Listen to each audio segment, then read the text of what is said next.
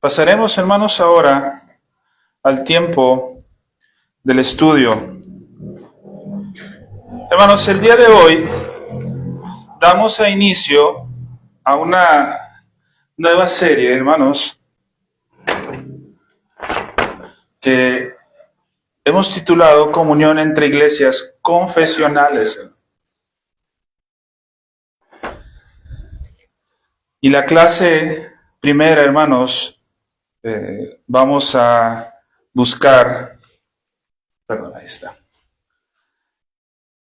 estudiar sobre la regla de su palabra en lo referente, hermanos, a la comunión entre iglesias confesionales. ¿Sí? Ya estudiamos un poco de esto, hermanos. Ustedes recordarán cuando hicimos la exposición de la confesión. Específicamente, hermanos, capítulo 26, párrafos 14 y 15, hermanos, ¿sí?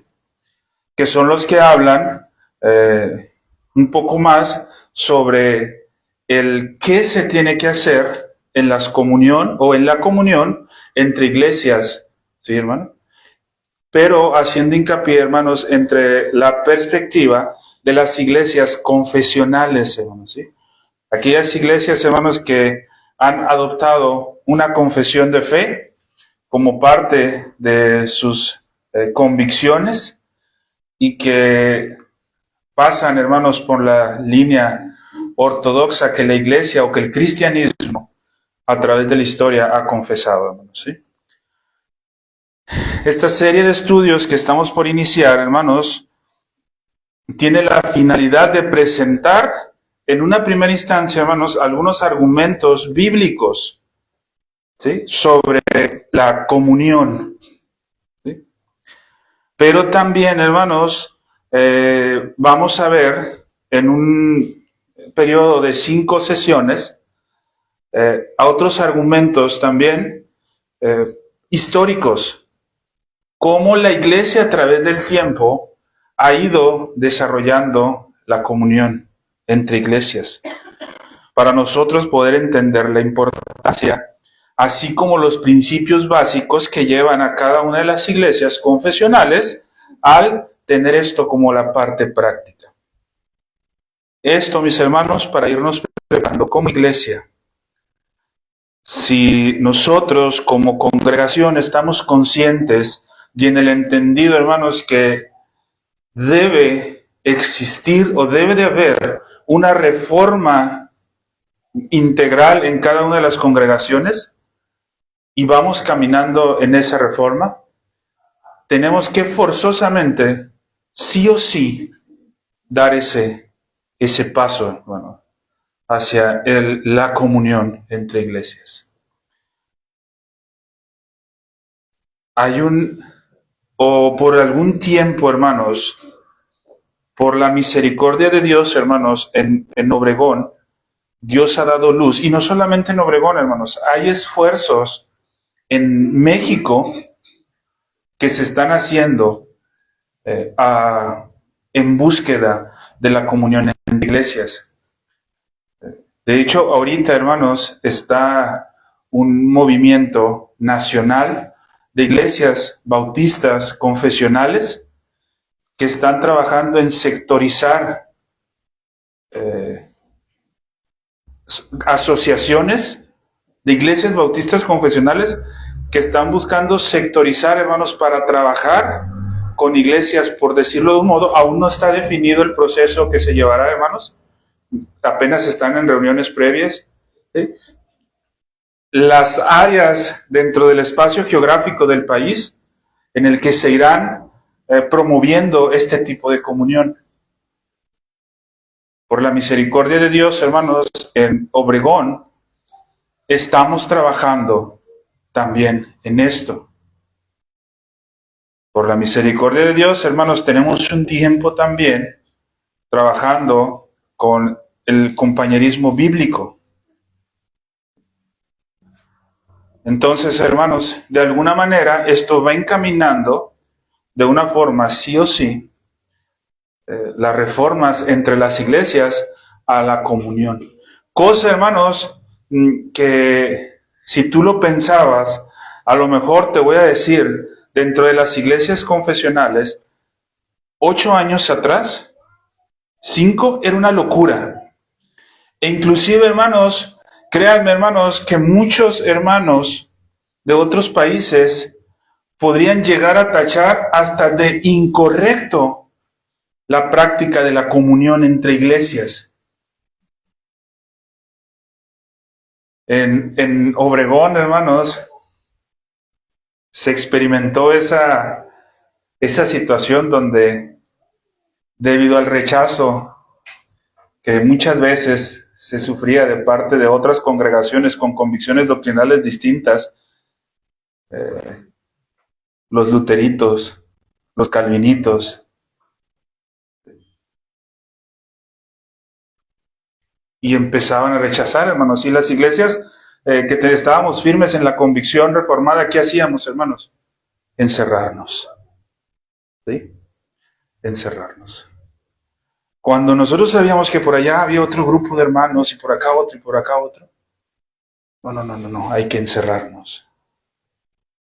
Y luego muchos empezaron a promover enseñanzas. Hermanos, llegaron hasta afirmar que el asociacionalismo no era ni bíblico. Cuando yo espero, hermanos, que a través de este tiempo de estudio nos vamos a dar cuenta que el asociacionalismo sí es bíblico. De hecho, hermanos, es parte fundamental de nuestra confesión de fe. Y nuestra confesión de fe creemos que es extraída de las Escrituras. Y si es parte fundamental de la confesión de fe y creemos que la confesión de fe es extraída de las Escrituras, lógicamente creemos que la práctica del asociacionalismo parte de las Escrituras. ¿Sí?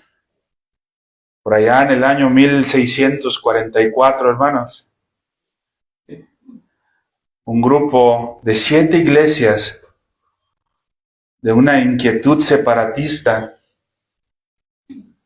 separándose en Londres de la iglesia anglicana por diferentes situaciones, hermano. No únicamente el bautismo de infantes, por diferentes situaciones, se ven en la necesidad de juntarse y promulgar una confesión de fe. Ya estudiamos en su tiempo, hermanos, algunos principios de esta confesión de fe. Si recordarán ustedes, 1644, 1646, ¿sí?, 53 artículos de fe que estos hombres se afianzaron. 28, creo que es el 28, hermanos. 28 y 29. Si mal no recuerdo, hermanos, a la próxima clase se los traigo con exactitud. No, el artículo. No, el artículo. Hablaba de la comunión, de la necesidad de la comunión. ¿Sí? En nuestro caso, hermanos, tenemos el capítulo 26, capítulo 27. Del 26 párrafos, hermanos, como principales, párrafos 14 y 15. Recuerda, hermanos, ¿sí?, la confesión de fe, para nosotros estudiarlo de una forma correcta, tenemos que aprender a estudiarla entretejida. Si recordamos, hermanos, los que ya estuvimos en este estudio, que era estudiar la confesión de fe entretejida, hermanos.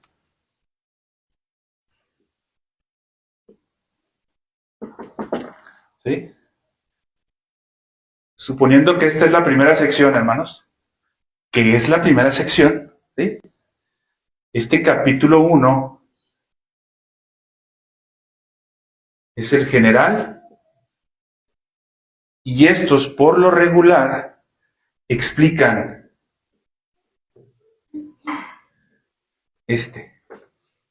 o lo desarrollan. Y cada capítulo, hermanos, dentro de sus artículos, hace lo mismo.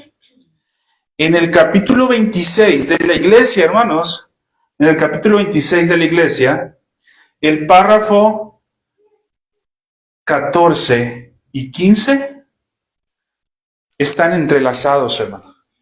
Este 14, hermanos, nos da una explicación general de lo que se refiere la comunión entre iglesias. Y el 15, hermanos, ahorita no hago mucho hincapié, hermanos, porque durante las 5 sesiones, hermanos, lo vamos a tocar, ¿sí? ¿Alguien se acuerda qué dicen? Si no, vamos a tener que pasar otros 3 años, hermanos, enseñando la confesión. ¿Sí? Pero bueno, no se desesperen, los vamos a volver a tocar. Pero lo expone de manera general y te presenta las especificaciones que fueron tocadas acá. Y eso es estudiar la confesión de fe de manera entretejida. Para nosotros entender, hermanos, el asociacionalismo de la confesión, tenemos que aprender a estudiar la confesión de forma entretejida, pero también, hermanos, ver los aspectos históricos bajo los que se desarrolló esta práctica. Es decir, hermanos, durante estas 5 sesiones vamos a estar yéndonos, hermanos, a los escritos, ojo, hermanos, desde los escritos, pasando de una forma muy general por los concilios ecuménicos, hermanos, de los primeros 6 siglos. Son importantes, hermanos, porque esto es parte del asociacionalismo. Las primeras prácticas de asociación, hermanos, en la iglesia primitiva fueron estos concilios ecuménicos, hermanos. ¿Sí? Y después irnos, hermanos, a los escritos de los bautistas particulares. En primera instancia, hermanos, quienes redactan la Confesión de Fe de 1644. Y luego pasaremos, hermanos, a los escritos de quienes redactan la Confesión de Fe que nosotros hemos adoptado, que es la de 1677, publicada en 1689. Y vamos a ver, hermanos, sus escritos. Hay un libro, hermanos, buenísimo el libro, hermanos, que de hecho fue uno de los libros que a mí el panorama de esto del asociacionalismo me lo expandió muy fuerte, que se llama Fe y Vida de los Bautistas Particulares. Este libro, hermanos, es una relatoría de las asambleas generales, ¿sí? Porque ellos le llamaban asambleas generales. Los tiempos de comunión que tenían ellos, ¿sí? Para ellos eran asambleas generales. Los tiempos de comunión entre iglesias que tenían en la iglesia antigua eran concilios. Pero vamos a ver esto también. Este libro, Fe y Vida de los Bautistas Particulares, relata, hermanos, el desarrollo de 1689, cuando Carlos y María llegan al trono en Inglaterra y echan a un lado el código de Clarendon, hermanos, que tenía, que eso también ya lo estudiamos anteriormente, que tenía en sujeción o que tenía ocultos, hermanos, a los bautistas particulares y les da libertad religiosa. Lo primero que hacen los bautistas particulares, hermanos, es asamblea general. Inmediatamente, hermanos, septiembre del año de 1689, invitan, septiembre o junio, invitan maravillosamente, hermanos, de 7 iglesias confesando en 1644, la comunión con las otras iglesias, hermanos, llega a ser más de 100 iglesias, hermanos, en Londres. Dice, en Londres y en sus alrededores, más de 100 iglesias, hermanos. Y narra, hermanos, desde 1689 hasta 1693. ¿Sí? Como en el proceso también de 1689 a 1693, por ahí de 1691, se dan cuenta de la necesidad de que, como eran muchos, seccionar.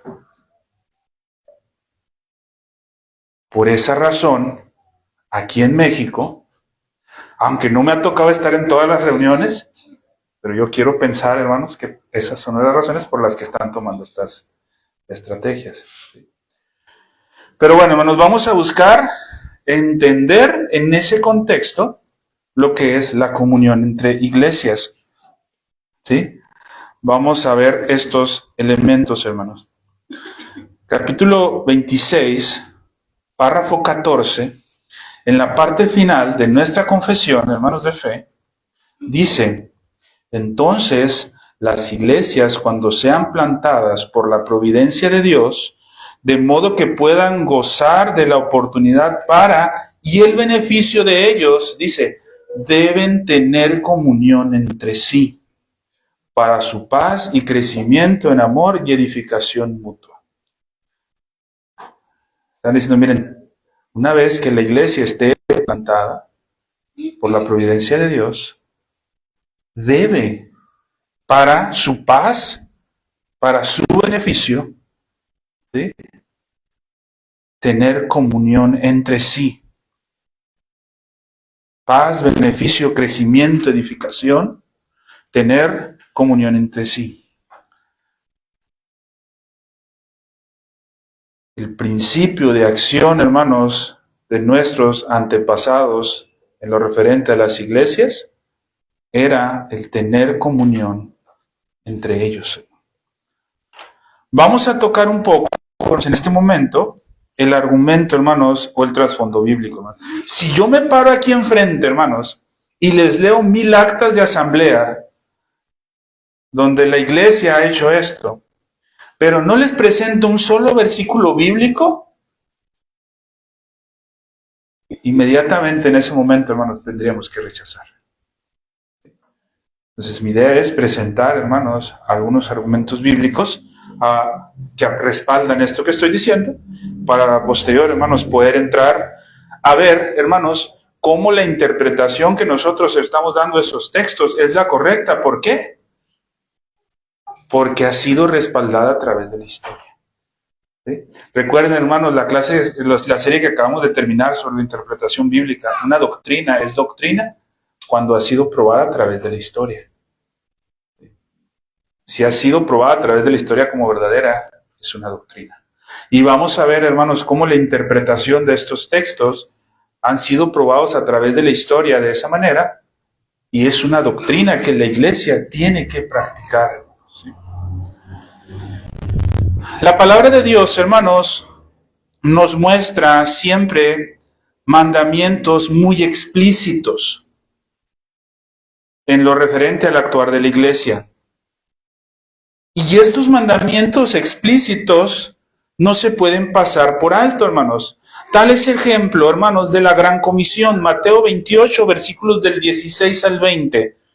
Dice Mateo 28, pero los 11 discípulos se fueron a Galilea, al monte donde Jesús les había ordenado, y cuando le vieron, le adoraron.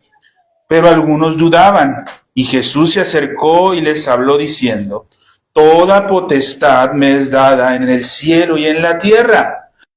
Y aquí empieza, hermanos, ojo. Por tanto, id y haced discípulos a todas las naciones, bautizándolos en el nombre del Padre, del Hijo y del Espíritu Santo, enseñándoles que guarden todas las cosas que os he mandado, dice. ¿Sí? Y he aquí, yo estoy con vosotros todos los días hasta el fin del mundo. Hermanos. Vemos nosotros en las Escrituras, hermanos, mandatos explícitos. Tenemos los 10 mandamientos, hermanos. Dicho sea de paso, hermanos, los martes, si nos acompaña, estaremos viendo, hermanos, la serie de los 10 mandamientos. ¿Sí? Tenemos mandatos, hermanos, que son explícitos. ¿Sí? Usted recordará, hermanos, cuando vimos el tema de la adoración o el principio regulador de la adoración.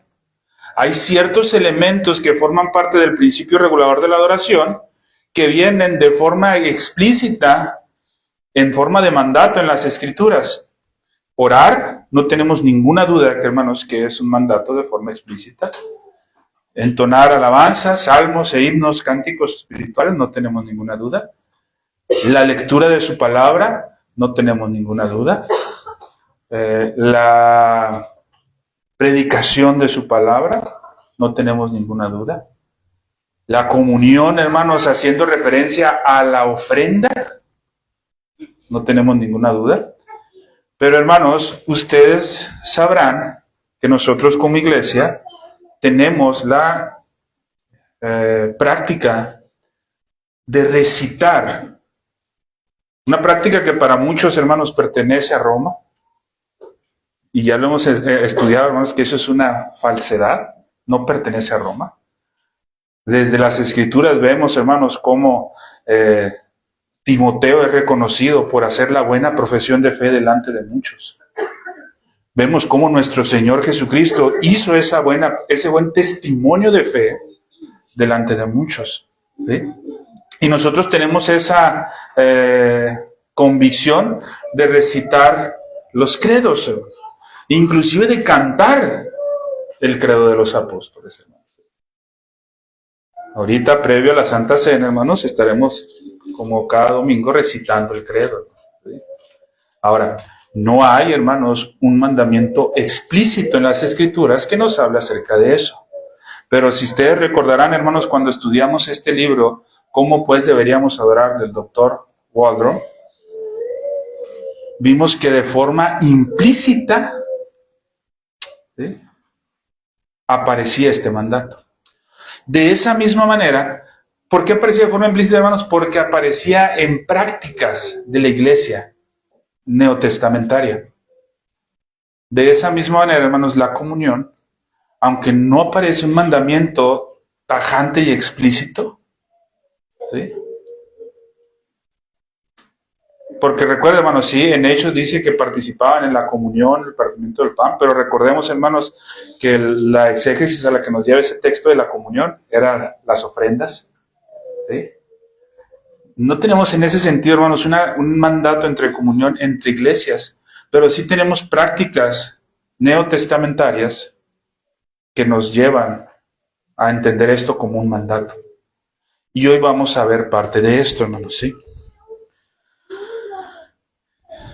La comunión entre iglesias, hermanos, es una de estas. Vamos a ver algunos ejemplos de cómo manifestaban la comunión las iglesias en las Sagradas Escrituras.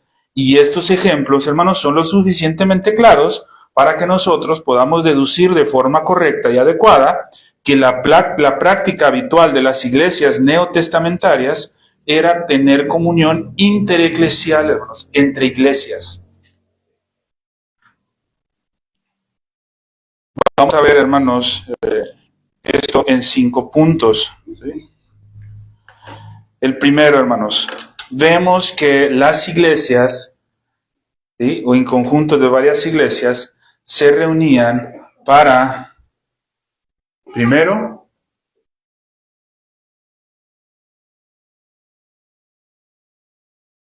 dar consejo, hermanos, en diversos asuntos, hermanos, y también en controversias.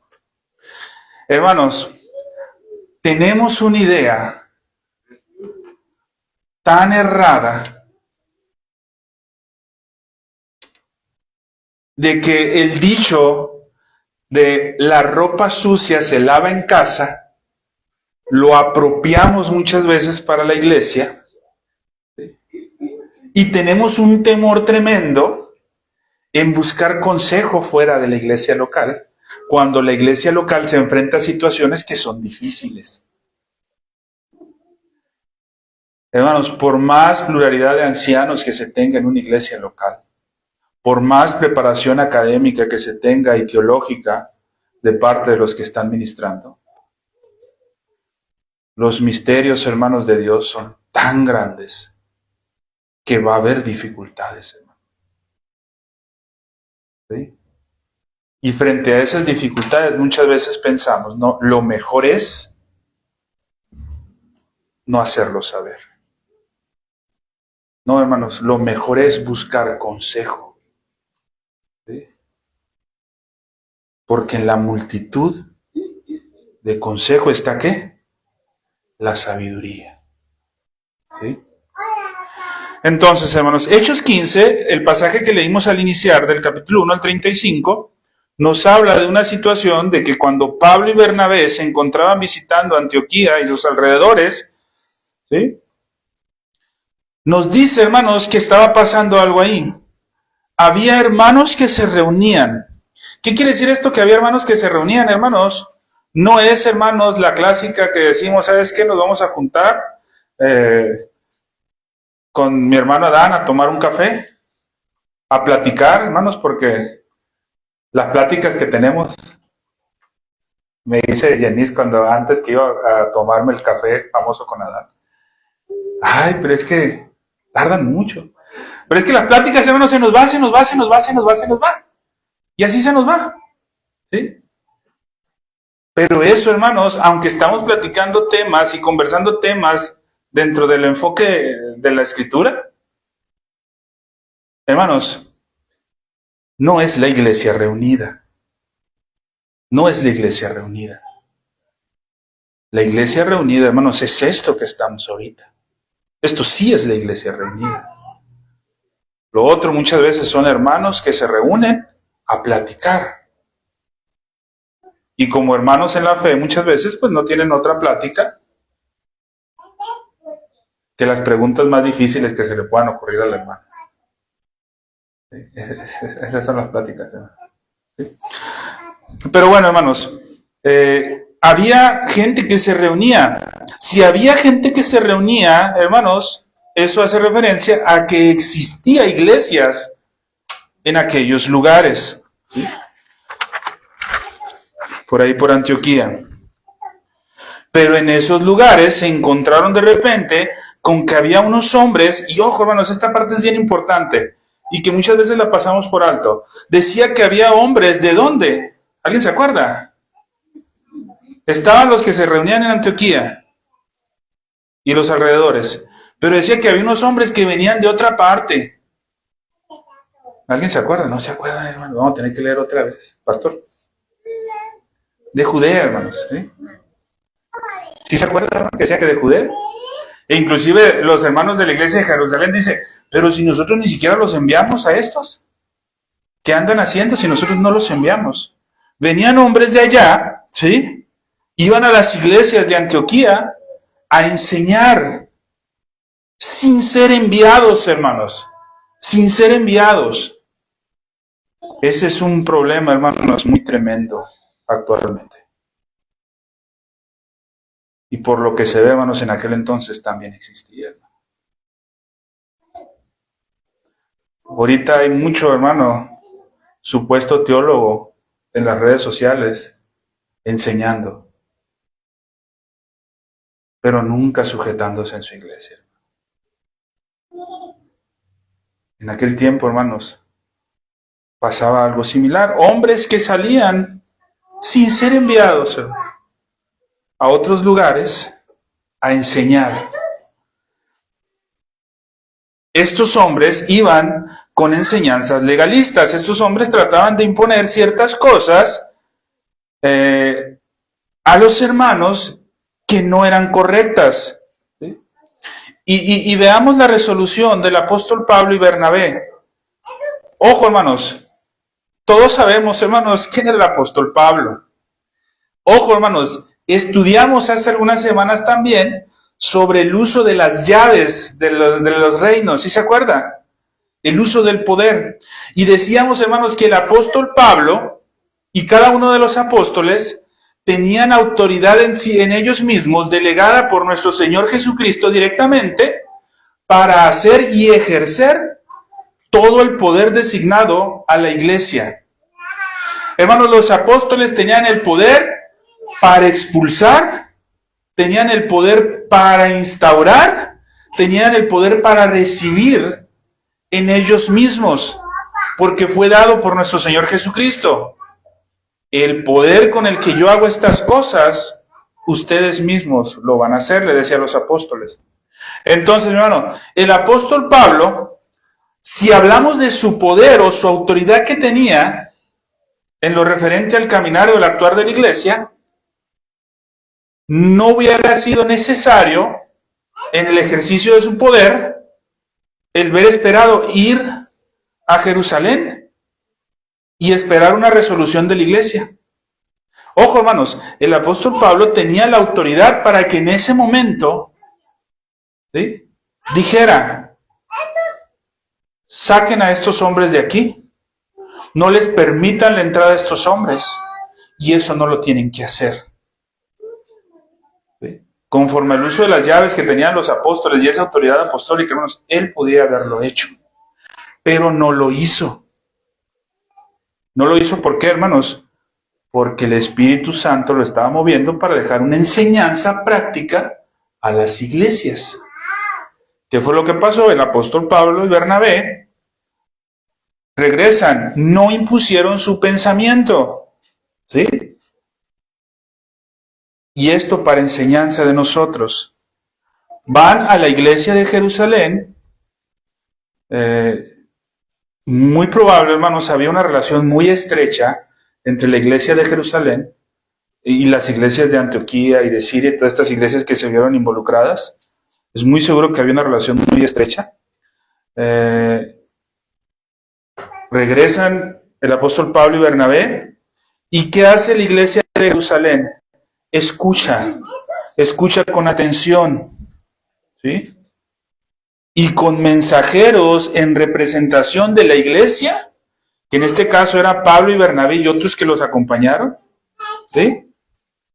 Escuchan con atención para que la iglesia de Jerusalén pudiera darles un consejo de cómo actuaran, ¿sí? Un consejo prudente conforme a la palabra. Creo que todos, hermanos, conocemos el resultado de esta controversia, ¿sí? Pero lo que me interesa que veamos, hermanos, es la forma en que se informó ese consejo dado, ¿sí? Es decir, va el apóstol Pablo y Bernabé a la iglesia de Jerusalén, donde estaban todos los apóstoles, los ancianos, etcétera, con representantes de la iglesia de Antioquía y de estos lados, a exponer la situación y reciben consejo, ¿sí? Del versículo 22 en adelante dice: entonces pareció bien a los apóstoles y a los ancianos con toda iglesia. Vean la respuesta, hermanos, de Jerusalén, de la iglesia de Jerusalén. Elegir de entre ellos varones y enviarlos a Antioquía con Pablo y Bernabé. Y eligieron, hermanos, a Judas, que tenía por sobrenombre Barsabás, y a Silas, varones principales entre los hermanos. Y escribir por conducto de ellos, ojo lo que escribieron, los apóstoles y los ancianos y los hermanos. ¿A quién dice? A los hermanos de entre los gentiles que están en Antioquía, en Siria y en Cilicia. Salud. ¿Sí? Es decir, nosotros, por medio de estos representantes, estamos enviando esta carta a ustedes, ¿sí? Hermanos, ¿sí?, de los gentiles. Por cuanto hemos oído que algunos que han salido de nosotros, a los cuales no dimos orden, ¿sí?, eso dejan bien en claro primero esto. ¿Por qué habrán recibido a estos hombres en Antioquía? Porque estos decían que venían de allá. Y como había una relación en un sentido estrecha, por eso los recibieron. Pero aquí les están informando, no. Nosotros no dimos esa orden. Y dice: a los cuales no dimos orden, os han inquietado con palabras, perturbando vuestras almas, mandando circuncidaos y guardar la ley, y nos ha parecido bien, habiendo llegado a un acuerdo, elegir varones y enviarlos a vosotros con nuestros amados Bernabé y Pablo, hombres que han expuesto su vida por el nombre de nuestro Señor Jesucristo. Así que enviamos a Judas y a Silas, los cuales también de palabra os harán saber lo mismo.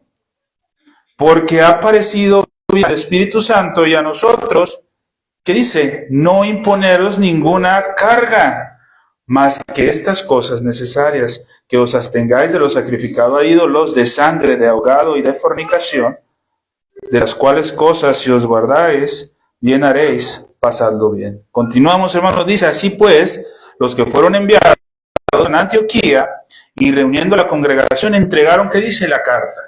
Entregaron el informe, ¿sí? Y habiendo leído, la cual se regocijaron por la consolación.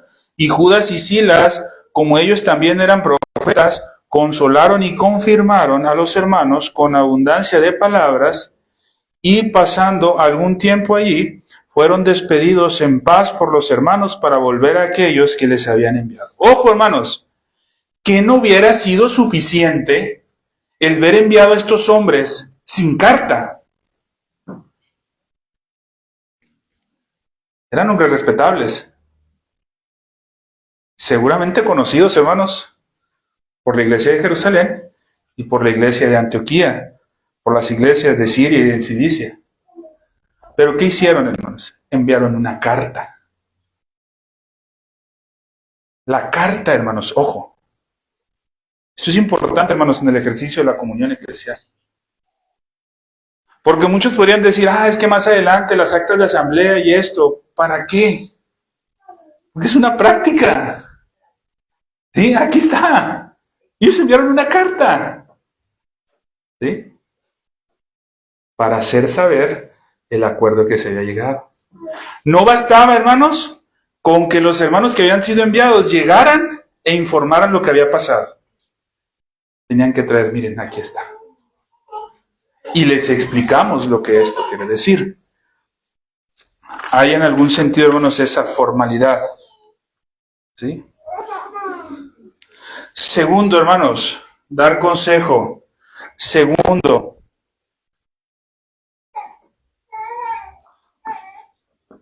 dar y, hermanos, recibir. Dar y recibir, hermanos, en caso de pobreza o escasez. Para eso había comunión intereclesial también, hermanos.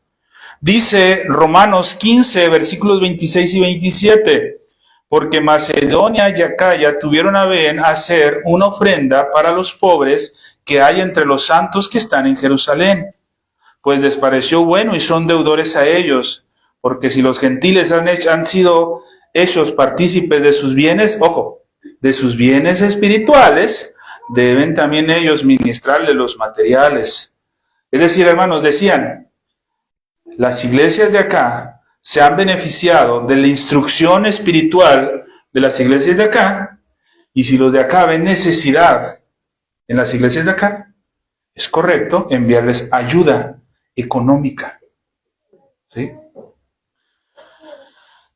El resultado de esa comunión tan estrecha, hermanos, que tenían las iglesias neotestamentarias, llevaba en este caso a las iglesias específicamente de Macedonia y Acaya a hacer una ofrenda para los pobres que estaban en Jerusalén. ¿Por qué? Porque ellos se sentían deudores, porque habían sido partícipes de bienes espirituales de parte de la iglesia de Jerusalén. Entonces tenemos dar consejo, dar y recibir sustento para quien lo necesita. Hermanos, hoy tenemos un problema bien tremendo, hermanos. Que la única forma en la que se puede ayudar en ese problema es a través de la comunión formal entre iglesias. El sostenimiento al ministro, hermanos. Hermanos, es una realidad. Hoy decimos, es que el problema de las iglesias actuales son púlpitos débiles. Es decir, ministros de la palabra que no están bien preparados. Pero hermanos, ¿cuántas veces nos hemos acercado a alguno de nosotros con nuestro pastor o por lo menos decirle, hermano, mira, aquí está este regalo, esta teología sistemática que vale 7,000 pesos? Y que con lo que le damos no creo que le alcance para comprársela. ¿Cuándo? ¿Sí? Hermanos, muchas veces, hermanos, hay ministros que están trabajando 24/7, velando por la iglesia, y al mismo tiempo sosteniendo su familia. Y esperamos que tengan una formación teológica sólida. No, mi hermano. Es desgastante. Hermano, tener una formación teológica sólida, acompañada en un seminario sólido, es desgastante, ¿verdad, hermano? Muy desgastante, hermano. Noches sin dormir.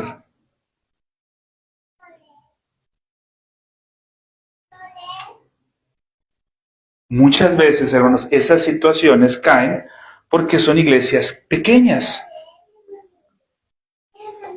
Y la comunión puede ser una forma de ayudar a esas iglesias pequeñas. Más adelante, hermanos, en días posteriores vamos a ver ejemplos, hermanos. Los bautistas particulares, hermanos, en las reuniones de 1689 a 1693, ellos generaron un fondo para el sostenimiento a ministros necesitados. Iglesias pequeñas que tenían pastores que no podrían ser sostenidos por su congregación. Se recaudaba un fondo, hermanos, para estar apoyando, para que el ministro no perdiera el tiempo en otras cosas y se pudiera preparar, y en su tiempo, cuando la iglesia fuera lo suficientemente sostenible, ese apoyo pasarlo a otro más y otro más y otro más. Hermanos, en ese sentido sirven las comuniones intereclesiales. Tercero, hermanos, ¿sí?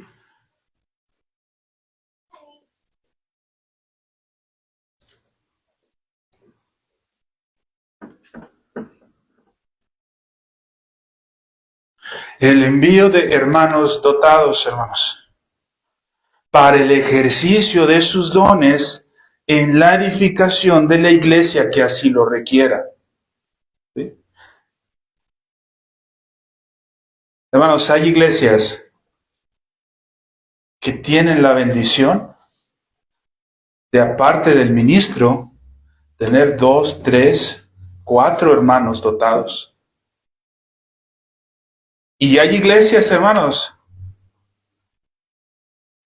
que no puede el ministro solo, por necesidades distintas, estar instruyendo. La comunión eclesial, hermanos, puede ayudar, ¿sí?, a que entre las iglesias que están bajo el mismo orden y misma fe, enviar hermanos dotados para que los dones que se tienen puedan ser de edificación también a otros hermanos. En el compañerismo bíblico, hermanos, quienes han tenido la oportunidad de asistir, vemos, hermanos, cómo hay tiempos en los que los hermanos de cada una de las iglesias son de edificación para las otras iglesias. Al pastor le ha tocado estar edificando a las iglesias de allá, a un servidor nos ha tocado estar edificando a las iglesias de allá. Esa relación, hermanos, es necesaria. ¿Sí? En Hechos 11, 19 al 24, hermanos, pasa esto, hermanos, ahí envían a Bernabé. Dice, versículo 19, ahora bien, los que habían sido esparcidos a causa de la persecución que hubo con motivo de Esteban, pasaron hasta Fenicia, Chipre y Antioquía, y no hablando no habla de la palabra, sino solo los judíos. Pero había entre ellos unos varones de Chipre y de Cirene, los cuales, cuando entraron en Antioquía, hablaron también a los griegos, anunciando el evangelio del Señor Jesús. Y la mano del Señor estaba con ellos, y gran número creyó y se convirtió.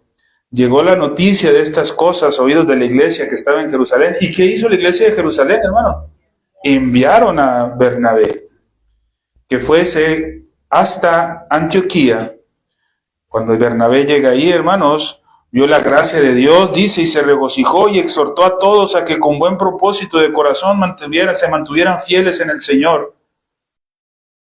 Bernabé era un hombre, hermanos, bueno y lleno del Espíritu Santo y de fe. Y la gente, hermanos, de ahí era edificada por Bernabé. 4.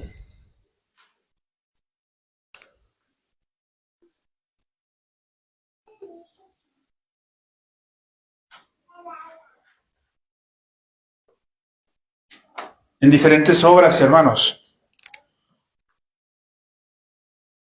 Trabajar en conjunto en la implementación de cualquier obra del Señor que sea común a las iglesias y que tienen la posibilidad o la oportunidad de participar juntas para la gloria de Dios. Eso es parte también, hermanos, de trabajar en la comunión. Ya sea, hermanos, en cuanto a sustento económico, ya sea en cuanto al apoyo a ciertas obras que se realizan, o simple y sencillamente, hermanos, a la predicación del Evangelio. ¿Sí?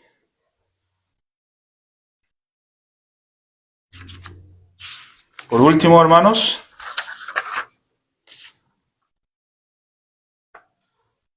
esta parte es también muy importante, hermanos.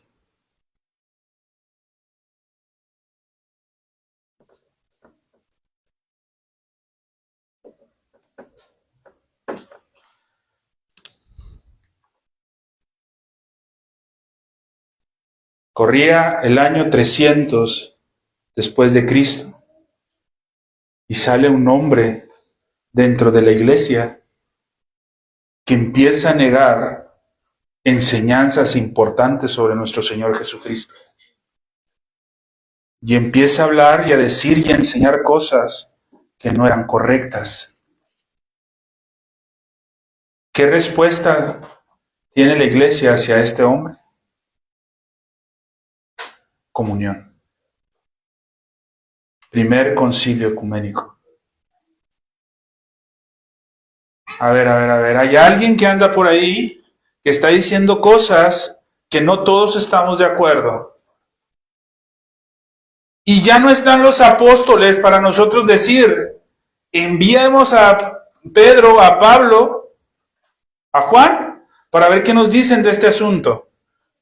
¿Qué hacemos? La iglesia, hermano, universal, se reúne, dictamina la doctrina básica, el credo de Nicea, sobre la Trinidad, y hacen un hincapié tremendo en la persona de Cristo, y dicen, todo aquel que crea algo fuera de esto, es, ojo hermanos, me da mucho la atención hermanos, porque si alguien hermanos hoy, ojo hermanos, si alguien hoy dice, por poner un ejemplo hermanos, que Dios sufre por el hombre, porque le rechaza, y Dios está sufriendo por el hombre, ¿qué decimos hoy hermanos? Esta persona es creyente. Bueno, en su actuar, en su decir, en su profesión es creyente. Y dice, es que Dios está sufriendo y está suplicando a tu puerta que le dejes entrar. ¿Que no ves el sufrimiento de Dios? Por ahí otro hubo más tremendo, hermanos, que dijo que el sufrimiento de Cristo, ¿sí?, era Dios sufriendo. Y esto necesitaría una explicación más profunda, hermanos, pero es algo tremendo. ¿Qué diríamos ahorita de esta persona? Ah, este es un hermanito que está errado. Hay que tener paciencia con el hermanito. ¿Por qué? Porque es un proceso. Hay que tenerle paciencia. Pero este hermanito ya se le ha enseñado, ya se le ha dicho y siguen las mismas. Bueno, es que tiene una interpretación diferente a la de nosotros. Este hermanito es arminiano.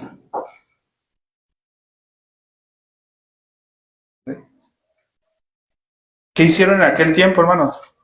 En aquel tiempo no le dijeron a Arrio, este hermanito está un poco confundido. Le dijeron, este hombre es un hereje. Rechácenlo. No le permitan ni siquiera acercarse. Porque está atentando contra la humanidad y la divinidad de Cristo. Y enseña cosas que son herejía. Del siglo XVI para atrás, hermanos, solamente había de dos posturas. O eras hereje, o eras ortodoxo. O caías dentro de la línea ortodoxa, hermano. No había como hoy, hermanos. Es una realidad, hermano. No había como hoy. Hermanos, ¿por qué? porque se ha descuidado tanto la doctrina, hermano. La hemos descuidado tanto que muchas veces llamamos bueno a algo que en un tiempo fue condenado como una herejía. Para terminar, hermanos, hace unos días escuché una enseñanza del hermano Héctor Bustamante, de una conferencia de pastores que nos recomendaron en el seminario. El hermano hace 12 preguntas, hermano, que algún día me gustaría probarlo y venir y hacerle aquí en Obregón esas 12 preguntas, hermano. Les da un papelito, reparte y empieza a decir las 12 preguntas, hermano. Por poner el ejemplo de una, hermano, decía: Cristo es Dios y es hombre, pero es una sola persona. Entonces decía, ¿Cristo tiene una voluntad? ¿Sí o no? Y más preguntas de ese ámbito, hermano. Nomás para que se den cuenta, hermano. Las 12 preguntas, su respuesta era no. Muchos respondieron que sí. Y con lo que dice, hermanos, es, todos los que respondieron que sí, están afirmando errores tremendos que fueron dictaminados en su tiempo como herejías. Por un desconocimiento, hermanos, en la doctrina. A veces afirmamos cosas, hermanos, que en su tiempo fueron herejías. Pero bueno, hermanos, continuamos, hermanos. Dar consejos en asuntos de controversia. Perdón, aquí terminamos, hermanos. Dar consejo en velar por la doctrina, perdón. ¿Sí? Esos 5 actos o principios que practicaba la iglesia neotestamentaria, hermanos, creo yo son más que suficientes para convencernos de que la comunión entre iglesias es necesaria y es importante. Vamos a estar viendo más en sesiones posteriores, hermanos, y vamos a entrar también en algunos argumentos históricos. Pero con esto, hermanos, vamos a ir iniciando esta serie, hermanos. Vamos a orar, hermanos, para posterior de esto dar el tiempo a la celebración de la Santa Cena. Nos oramos. Padre Santo, Señor, gracias te damos, mi Dios, por la oportunidad que nos das en este día de poder estar reunidos para alabanza y honra de tu gloria. Te agradecemos, mi Dios, este tiempo que nos permites, suplicándote, mi Dios, que tú seas quien lleve a la práctica cada uno de los conocimientos que hemos podido adquirir en este día y que serán de edificación para nosotros, Dios. Te pedimos y te suplicamos, mi Dios, que la antesala del reposo eterno que vivenciamos en este tu día santo pueda seguir siendo, mi Dios, hasta la venida de nuestro Señor Jesucristo, un anhelo ferviente en el corazón de cada uno de nosotros. Para tu honra y tu gloria ponemos todo esto en tus manos, reconociendo